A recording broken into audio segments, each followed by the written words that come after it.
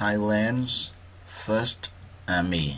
อย่างไรนี่จางสำนักเลือเบภูมิเพียที่มวยในระบบประเทศไทย request สนาสม Cambodia's fifth military region จังบานสนาสมมาดอลทางเบภูมิเพียบอลอยู่ที่เล็กปรำนะเบภูมิเพียปรำระบบประเทศกัมพูชี to prepare เรียบจอมไปเก๋ a civilian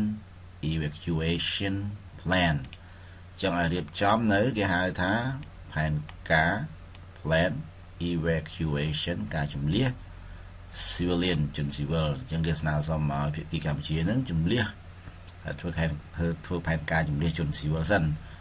by October the 7 จังมุนไทยที่ปรำปีแค่ตุลาจังไงนี่ไงที่ปรำจังอสานวัตสอบปีไงเดียด before attending มุนเปคือโจรวมนะมุนเปการโจรวมเนื้อ regional border committee meeting จังอยากบอกอีกครั้งมามุนคือคือท่าកិច្ចប្រជុំគណៈកម្មាធិការព្រំដែនតំបន់ regional border committee meeting ហើយចឹងគេបញ្ជាយើងហើយជំរាបជូនពីគ្រូសិនមុននឹងធ្វើការពិភាក្សាមួយគ្នាensuring ប្រែថាដើម្បីឲ្យច្បាស់ការ ensure ដើម្បីឲ្យជាក់លាក់ដើម្បីឲ្យច្បាស់ការណា ensuring cross border security okay cross border security នៅគេហៅថាសន្តិសុខណាគេហៅថាតាមដោយឆ្លងកាត់ព្រំដែន cross border security Thailand first army area commander ជាបបវិចោមុនគឺគេហៅថាមេភូមិភាគទី1របស់ប្រទេសថៃមេភូមិភាគយុទ្ធពលภูมิไทย Lieutenant General Warayus Luang Suwang ដំសនៃឯក on Saturday កាលពីថ្ងៃសៅរ៍ issue បានចេញនៅ an urgent directive បានចេញនៅគេហៅថា directive ខ្ញុំប្រែមកថា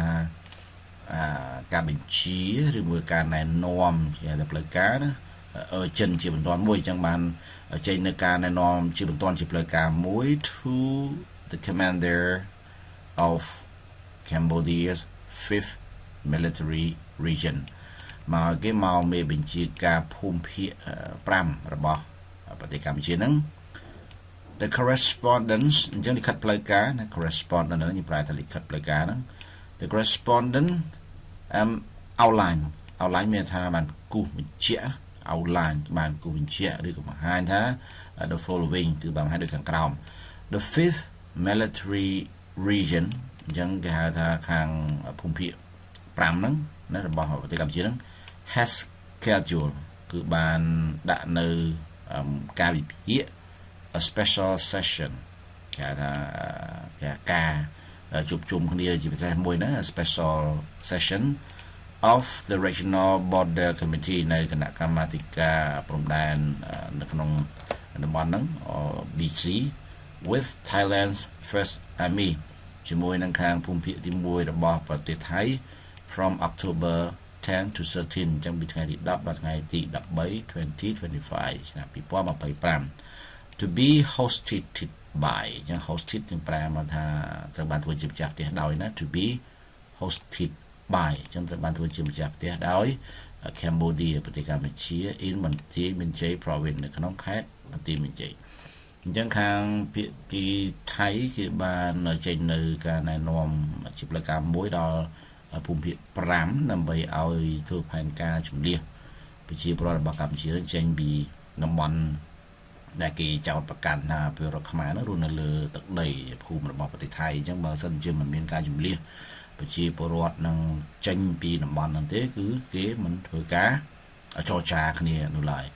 ក៏ប៉ុន្តែនៅក្នុងលក្ខខណ្ឌនេះខាងភូមិភាគ5ដូចជាបានបញ្ជាក់ថាគេមិនមានផែនការក្នុងការរើប្រជាពលរដ្ឋទេព្រោះវាជាទឹកដីរបស់ប្រទេសកម្ពុជាដូច្នេះវាគ្មានហេតុផលណាមួយដែលត្រូវជំនះពលរដ្ឋខ្លួនឯងចេញពីទឹកដីខ្លួនឯងទេដើម្បីធ្វើការចរចាឡើយដូច្នេះការជជែកគ្នានេះប្រហែលជាពិបាកក្នុងការសម្របទៅរួច ឬក៏អាចទៅប្រជុំvớiគ្នាបានទៀត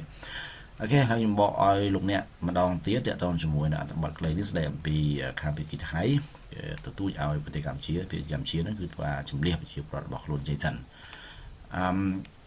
មេភូមិភាគទី1របស់ប្រទេសថៃបានស្នើសុំឲ្យមេភូមិភាគទី5របស់ប្រទេសកម្ពុជា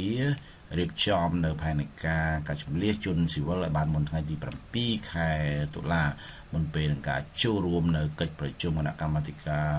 ព្រំដែនរួមដោយធានាថាមានសន្តិសុខទាក់ទងជាមួយនឹងការឆ្លងកាត់នៅតំបន់ព្រំដែនមេភូមិភាគថៃទី1លោកដំសនីប្រយុទ្ធលងសុវណ្ណកាលពីថ្ងៃសៅរ៍បានចេញនៅការណែនាំជាផ្លូវការមួយជាបន្ទាន់ជូនចំពោះខាងមេភូមិភាគទី5របស់ប្រទេសកម្ពុជាលិខិតនោះបានគូបញ្ជាក់ដោយខាងក្រោមនេះមេភូមិភាគទី5គឺនឹងធ្វើការវិភាគក្នុងការរៀបចំនៅកិច្ចប្រជុំពិសេសមួយនៃអំពីគណៈកម្មាធិការព្រំដែនតំបន់ជាមួយនឹងមេភូមិភាគទី1របស់ប្រទេសថៃចាប់ពីថ្ងៃទី13ដល់ថ្ងៃទី10ដល់ថ្ងៃទី13ខែតុលាឆ្នាំ2025to be hosted by ដែលទៅធ្វើជាម្ចាស់ផ្ទះដោយកម្ពុជាភាគីកម្ពុជានៅក្នុងខេត្តបន្ទាយមានជ័យដូច្នេះរឿងរ៉ាវពាក់ព័ន្ធជាមួយនឹងប្រទេសថៃនេះគឺកាន់តែអូសបន្លាយទៅហើយការប្រជុំ GBC ប្រជុំអីហ្នឹងគឺអត់ដែលបានជាប្រយោជន៍អីទេគឺឃើញតែប្រជុំគ្នាតែភាគីថៃនៅតែកលិចពួកខាងថៃគេមកប្រជុំគឺគេថ្មីរហូតគេដូរសមាជិកមកប្រជុំជាមួយយើងរហូតដូច្នេះវាមានការប្រែប្រួលរហូតដល់ខាងខ្មែរយើងអត់សូវទេអញ្ចឹងមានន័យថាអ្នកមកថ្មីគេធ្វើលើដូចជារឿងអ្នកប្រជុំមុនប្រជុំហើយដូចជាបានប្រាប់អ្នកថ្មីអញ្ចឹងរឿងនេះគឺធ្វើដើម្បីធ្វើការអូសបន្លាយតាក់ទងជាមួយនឹងរឿងក្នុងដែនមួយប្រទេសកម្ពុជាភាគីថៃនេះវាចង់តែចែកគ្នាតែទ្វេភាគីទេជាមួយកម្ពុជាយើងមិនចង់មានប្រទេសទី3ទេអញ្ចឹងតែចែកទ្វេភាគីគឺអត់ប្រយោជន៍ទេជាមួយប្រទេសថៃក្លេចរហូតលោកអ្នកមានសំណួរតាក់ទងជាមួយនឹងអញ្ចឹងលោកអ្នកមានយោបល់ឲ្យតាក់ទងជាមួយនឹងកិច្ចប្រជុំនេះឬមួយក៏រឿងរ៉ាវតាក់ទងជាមួយនឹងអត្ថបទនេះលោកអ្នកអាចផ្ដល់ជា comment បានហើយបើសិនជាចាប់អារម្មណ៍ពីភាសាអង់គ្លេសអាចសិក្សាជាមួយខ្ញុំបាន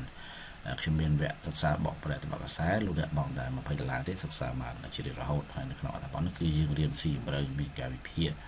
លើសពីអ្វីដែលលោកអ្នកបានឃើញនៅក្នុងវីដេអូនេះទៀតអរគុណជួបគ្នាជាមួយក្នុងវីដេអូក្រោយទៀត